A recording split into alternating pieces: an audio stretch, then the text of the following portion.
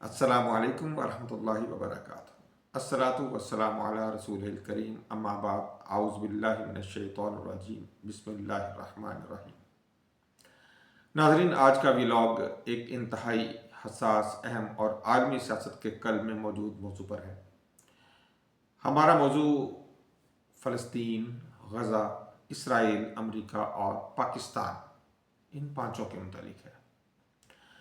سوال یہ ہے کہ فلسطین میں ظلم ہو رہا ہے، یا سوال یہ ہے کہ فلسطین میں ظلم نہیں ہو رہا؟ سوال تو یہ ہے کہ آخر ہو کیا رہا ہے؟ وہ تمام ظلم جو اسرائیل نے مغربی دنیا کے ساتھ مل کر ڈھایا، 70,000 سے زیادہ فلسطینیوں کو شہید کیا، اب اس ظلم کے بعد عالمی طاقتیں چاہتی کیا ہے، اور یہ پاکستان کو کہاں کھڑا دیکھنا چاہ رہی ہیں؟ آئیے ہم حصہ اول میں یہ جاننے کی کوشش کرتے ہیں کہ فلسطین کے اس وقت کے حالات کیا ہیں۔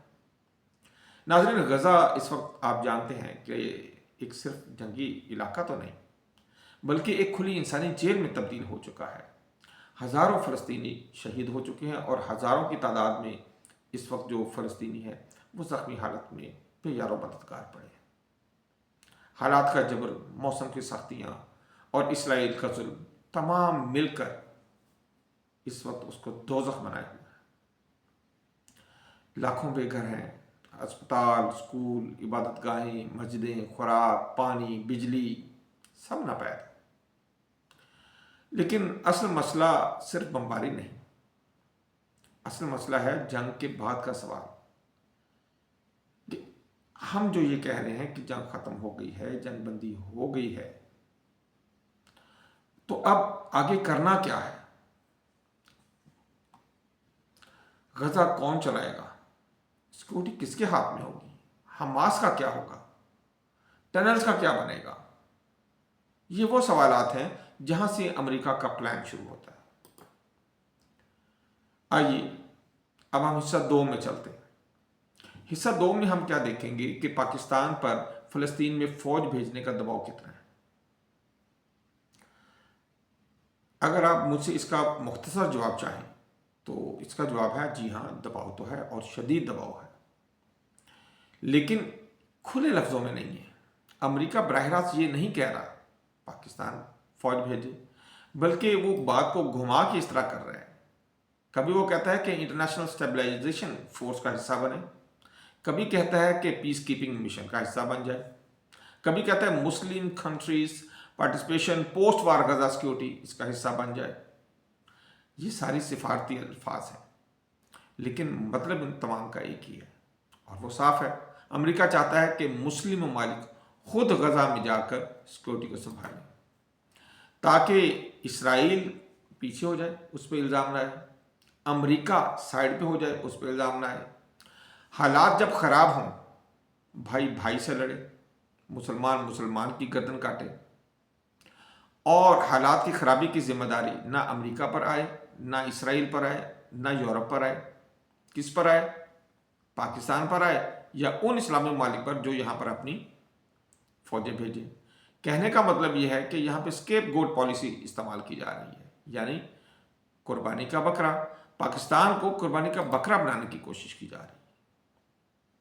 چلے ہم دیکھتے ہیں کہ تیسرا حصہ، ہمارے آج کے ولاگ کا جو تیسرا حصہ، سوال یہ ہے کہ کیا پاکستان اپنی فوج بھیجنے پر راضی ہو گیا ہے؟ سوال تو بہت اہم ہے۔ اب تک کے تمام اشارے یہی کہتے ہیں کہ نہیں، ابھی تک پاکستان نے اس طرح کا کوئی مکمل فیصلہ نہیں کیا ہے۔ پاکستان کی پوزیشن تاریخی طور پر واضح رہی ہے۔ پاکستان ہمیشہ فلسطین کی حمایت کرتا رہا ہے، اور اسرائیل کو ہمیشہ سے غیر تسلیم شدہ ریاست سمجھتا ہے، قابض ریاست سمجھتا ہے، اور پاکستان کسی بھی فوجی مداخلت سے گریز پہ کی پالیسی پر کاربند ہے۔ کیونکہ پاکستان اگر فوج بھیجتا ہے تو کیا وہ اسرائیل کی پالیسی کے حساب سے بھیجے گا، امریکی سازش کے حساب سے بھیجے گا، کس طرح بھیجے گا؟ کیا وہ فلسطینی مزاحمت کے ساتھ کھڑا ہو جائے گا؟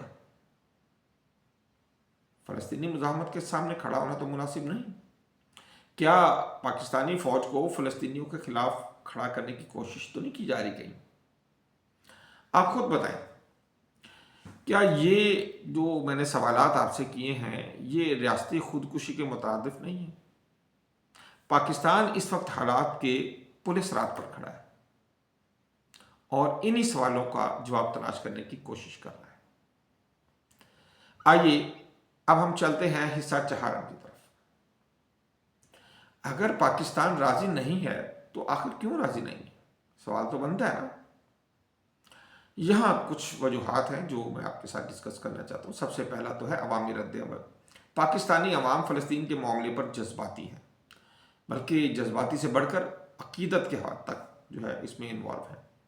کوئی بھی حکومت یا فوج ایسا قدم نہیں آسانی سے اٹھا سکتی، یا آپ کہیں کہ بلا سوچے سمجھے کوئی بھی ایسا قدم نہیں اٹھا سکتی، خصوصاً فلسطین کے حوالے سے، جس سے پاکستان کے اندر اب خود عوامی بغاوت کا خطرہ پیش ہو جائے۔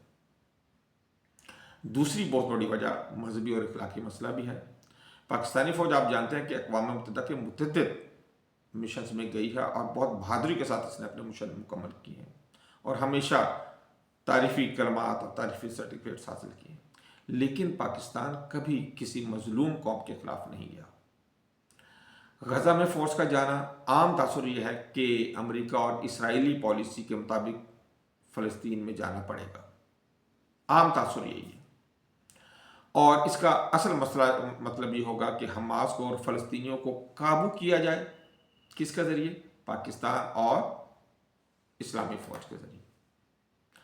تو اگر تو یہ مشن پیچھے ہے تو اس صورت میں تو کبھی بھی ایسا نہیں ہوگا کہ پاکستان جائے گا۔ واضح مینڈیٹ کا فقدان بھی ہمیں نظر آتا ہے۔ تیسری بہت بڑی جو وجہ ہے کہ نہ تو یو این کی طرف سے مکمل مینڈیٹ اس حوالے سے فوج کو، کسی بھی فوج کو دیا گیا ہے، نہ ہی اسرائیل اب تک غیر مشروط طور پر یا اس نے مکمل منظوری دی ہے اس طرح کے کسی بھی فورس کے لیے، نہ ہی فلسطینی قیادت اس میں مکمل طور پر راضی ہے۔ اس حوالے سے جب ہم ان تینوں چیزوں کو سامنے مد نظر رکھ کے دیکھیں تو یہ مشن تو بالکل ایک بارودی سرنگ کی طرح ہے، جس نے پاؤں رکھا اڑ جائے گا۔ آگے چلیں، ہم چوتھے پوائنٹ کی طرف چلتے ہیں۔ اس سوال کے ساتھ ساتھ اندرونی سیکورٹی خدشات بھی ہیں۔ پاکستان خود دہشت گردی کا شکار ہے، جس میں مزید بگاڑ پیدا ہو سکتا ہے، معاشی دباؤ کا شکار ہے، عملی طور پر پاکستان خود شدید مالی دباؤ کا شکار ہے، اور مزید کسی بھی طرح کے مالی دباؤ میں یہ نہیں جانا چاہے گا۔ اسی طرح علاقائی عدم استحکام کی جہاں تک بات ہے، انڈیا اور افغانستان پہلے پاکستان کے پیچھے پڑے ہوئے ہیں، سازشوں پہ سازشیں کر رہے ہیں اور پاکستان کے ساتھ لڑنے کو تیار بیٹھے ہیں، اور مسلسل اور متواتر خراب ہوتے ہوئے تعلقات ان دونوں ممالک جو ہیں، تو ایسے میں پاکستان کا کسی نئی جنگ میں کود جانا بالکل بھی دانشمندی نہیں ہے۔ یہ تو ہم نے وہ وجوہات بیان کی جو 4 وجوہات ہو سکتی تھی کہ پاکستان کیوں اس جنگ میں شامل نہیں ہو رہا۔ آئیے ہم حصہ پنجم کی طرف چلیں، جہاں پہ ہم یہ دیکھیں گے کہ کیا فیلڈ مارشل عاصم منیر کو جو ٹرمپ نے بلایا ہے تو وہ کہیں اسی وجہ سے تو نہیں بلایا۔ یہ سوال سب سے زیادہ زیر بحث ہے۔ حقیقت یہ ہے کہ یہ دورہ ایک خاص ایجنڈے کے بغیر نہیں۔ غزہ، علاقائی سیکیورٹی اور مستقبل کے جو انتظامات، یہ تمام اس میں شامل ہیں، لیکن اس کا یہ مطلب بالکل بھی نہیں کہ پاکستان نے جانے سے پہلے ہی ہاں کر دی ہے۔ زیادہ امکان کیا ہے؟ زیادہ امکان یہ ہے کہ پاکستان نے واضح انکار یا سخت شرائط رکھ دی ہیں، اور امریکہ پاکستان کو یہ قائل کرنے کی کوشش کر رہا ہے کہ یہ تو ایک سفارتی کوشش ہے، یہ کوئی اطاعت نہیں ہے پاکستان کی جو پاکستان امریکہ کی کرے گا۔ ہاں، سفارتی طور پر پاکستان امریکہ کی ایک مدد کرے گا اس حوالے سے۔ امریکہ بظاہر تو سفارتی الفاظ میں اسے سفارتی کوشش قرار دے رہا ہے، لیکن اصل میں امریکہ اسے مالی، معاشی، سفارتی اور فوجی لحاظ سے دھمکی کی طرح بنا کر بھی پیش کر رہا ہے، اور پاکستان کو ہر قیمت پر اس مسئلے میں شامل کرنا چاہتا ہے۔ حصہ ششم میں ہم یہ چاہیں گے کہ ہم یہ جان لیں کہ کیا امریکہ پاکستان کو ایک قربانی کا بکرا ہی تو نہیں کہیں بنانا چاہ رہا۔ اب تک کی جتنی ہماری بحث ہوئی उससे तो हमें ऐसे ही लग रहा है। ये सवाल तो बहुत अहम है। सोचिए अमेरिका और इसराइल पीछे हट जाए। अमेरिका कहे भाई हम तो सिर्फ सालिस हैं, हम तो हमारा कोई लेना देना नहीं है। और इसराइल कहे भाई मैं क्या जानूँ, ये पढ़े हैं मुसलमानों मालिक, ये पढ़ा है गजा, ये आपस में जाने, मेरा इससे क्या। और ज़मीनी हालात जब बिगड़े तो इल्ज़ाम किस में आए? मुस्लिम फोर्स पर और खुसूसी तौर पर पाकिस्तान के ऊपर। और अगर इसमें पाकिस्तान फोर्स शामिल है तो मगरबी मीडिया ने आराम से ये कह देना है कि मुस्लिम कंट्रीज फील्ड, इसराइल बरी ज़िम्मा, अमेरिका बरी ज़िम्मा। और सीधी सीधी ये, जैसे मैंने आपसे पहले कहा, कुर्बानी के बकरे वाली पॉलिसी है। हम आते हैं अब अपने 7वें सवाल की तरफ कि पाकिस्तान पर इस मामले का क्या असर होगा। अगर पाकिस्तान इनकार करता है तो जाहिर है अमेरिका नाराज हो जाएगा और सफारती दबाव बहुत ज़्यादा बढ़ जाएगा। आज जो हमें सफारती दबाव इंडिया के ऊपर नज़र आ रहा है, तो कल ही ये पाकिस्तान के ऊपर शुरू हो जाएगा। और ये भी हो सकता है कि रिवर्स कंडीशन में चला जाए, मोदी ट्रंप का यार बन जाए और हम उसके दुश्मन बन जाए। मुआशी दबाव बढ़ेगा, फौजी ताउन कम हो जाएगा। अभी जो अमेरिका कह रहा है कि हम आपको $686 मिलियन देते हैं जिससे आपके हम F-16 अपग्रेड कर देंगे, तो जाहिर है वो भी ख़त्म हो जाएगा सिलसिला का। इसी तरह यूरोपीय यूनियन और अमेरिका मुआशी सहूलतें ख़त्म करेगा और जो एग्जम्पशंस पाकिस्तान को मिली हुई हैं वो ख़त्म होंगी, जिससे पाकिस्तान के ऊपर वो टैरिफ बढ़ा देंगे, जिससे पाकिस्तान की एक्सपोर्ट मुतासिर होगी। जाहिर है ज़र मुबादला में कमी आ जाएगी, ज़र मुबादला पहले ही पाकिस्तान के पास बहुत कम है। और ज़्यादा बुरी सूरत हाल में मुआशी और फौजी पाबंदियाँ ये मज़ीद सख्त भी लग सकती हैं। हाँ, अलबत्ता जो एक पॉजिटिव पहलू है पाकिस्तान के इनकार की सूरत में, वो ये ज़रूर है कि पाकिस्तान में अवामी एतमाद फ़ौज के ऊपर बढ़ेगा और हुकूमत के ऊपर भी ये बढ़ेगा।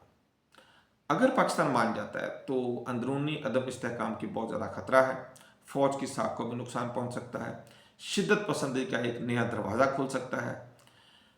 इसलिए बज़ाहिर मेरा, अगर मुझसे आप पूछें तो मेरे ख्याल में तो इनकार, मगर बावकार इनकार, यही एक वाहिद रास्ता है। आइए हम चलते हैं अपने इख्तितामी कलमात की तरफ। 12 मिनट से ज़्यादा हो गए, मेरी कोशिश थी 10 मिनट में ख़त्म कर दूं, लेकिन मौजू क्योंकि बहुत ज़रूरी था तो मैंने कहा कि थोड़ी आपके साथ ज़रा लंबी बात कर लें। ये वक्त जज्बाती नारों का नहीं बल्कि ठंडे दिमाग के साथ फ़ैसला करने का है। पाकिस्तान फ़लस्तीन का दोस्त ही नहीं बल्कि भाई है, मगर किसी का गलत आलाकार भी नहीं बनेगा। अगर हमने गलत जगह कदम रख दिया तो तारीख़ हमें कभी माफ़ नहीं करेगी। आपके ख्याल में पाकिस्तान को क्या करना चाहिए? अपने कमेंट में ज़रूर बताइएगा। अगले वीडियो तक के लिए इजाज़त दीजिएगा। अल्लाह हाफिज़। अस्सलामु अलैकुम वरहमतुल्लाहि वबरकातुहू।